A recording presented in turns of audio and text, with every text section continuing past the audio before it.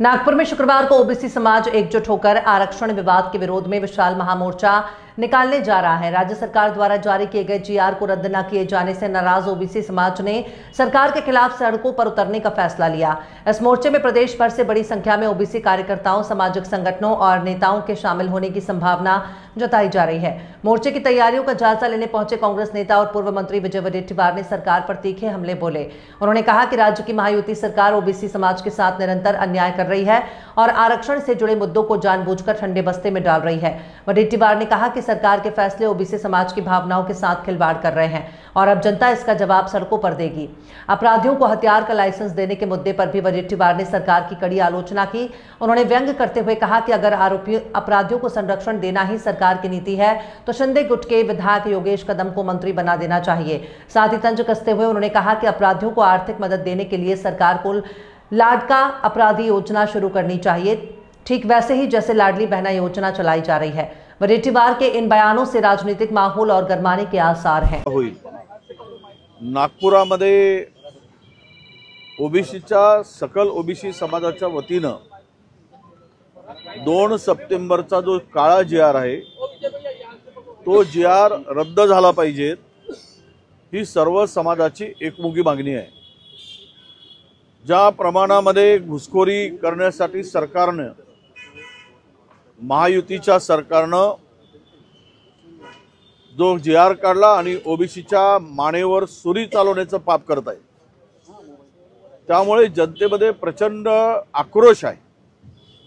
आणि मी म्हणेल की लाखोच्या संख्येने या मोर्चामध्ये लोक उद्या सहभागी होणार आहेत। उद्या 11:30 ते 12च्या दरम्यान मोर्चाची सुरुवात होईल। महाराष्ट्रातून अनेक ओबीसीचे नेते या मोर्चामध्ये येणार आहेत आणि नेत्यांच्या बरोबर सामाजिक चळवळीमध्ये, ओबीसीच्या संघर्षामध्ये, ओबीसीच्या हक्कासाठी लढणाऱ्या ज्या काही संघटना आहेत त्या संघटनांच्या प्रतिनिधीला सुद्धा मार्गदर्शन करायसाठी आम्ही पाचारण केलंय। त्याबरोबर विविध या विभागात आमचे ओबीसीचे जे काही तज्ञ आहेत त्यांचा गाढा अभ्यास आहे ओबीसीच्या प्रश्नावर, त्यांना सुद्धा सकल ओबीसी समाजाला मार्गदर्शन करता येईल अशी व्यवस्था केलेली आहे। नेत्यांच्या भाषणापेक्षा या ओबीसी मध्ये चळवळीमध्ये काम करणाऱ्या कार्यकर्त्यांचे भाषण हे उद्या महत्त्वाचे ठरणार आहेत। आणि मला वाटतं हा मेळावा म्हणजे महायुती सरकारनं, फडणवीस सरकारनं जो जीआर काढून आमचा डीएनए ओबीसी ओबीसी ओबीसी म्हणून सांगितला आहे, पण हा जीआर जो काढून त्यांचा डीएनए कोणता आहे हे उद्या सिद्ध करणारा हा मोर्चा असणार आहे। त्यामुळे आजही मागणी आहे आणि उद्याही मागणी आहे की तो 2 सप्टेंबरचा काळा जीआर रद्द करा, नाहीतर ही सुरुवात आहे उद्याच्या मोर्चाची। जिल्ह्यामध्ये उद्या महायुती सरकारला लोक फिरू देणार नाहीत।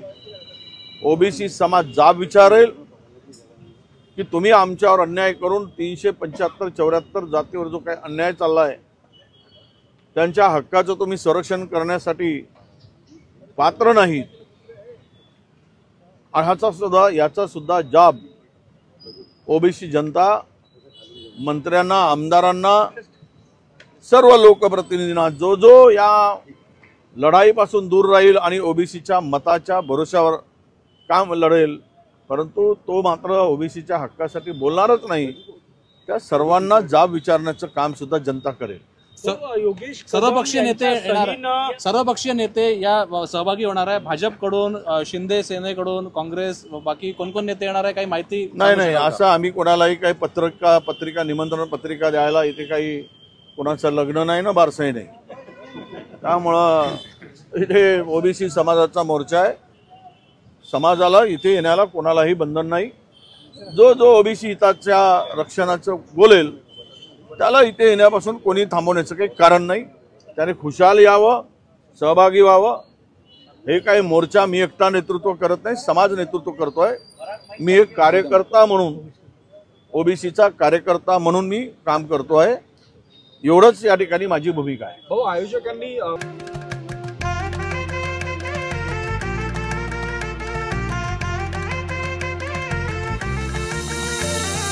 मानापानाचा नात्या गोत्याचा पसारा लई बाई वाढला. रुसवा नको ग बाई कुणाचा, मोठ्यानी उतारा काढला. लगीन घाई सुचून देई, खरेदीने पणा काढला. खरेदीला वरसिधीने उत्साह नवा आणला. बांधला बसका बांधला, बांधला बसका बांधला, बांधला बसका बांधला, बांधला बसका बांधला. कमी किमतीत आणि क्वालिटी सोबत बरं का. सिटी आहे तर शक्य आहे.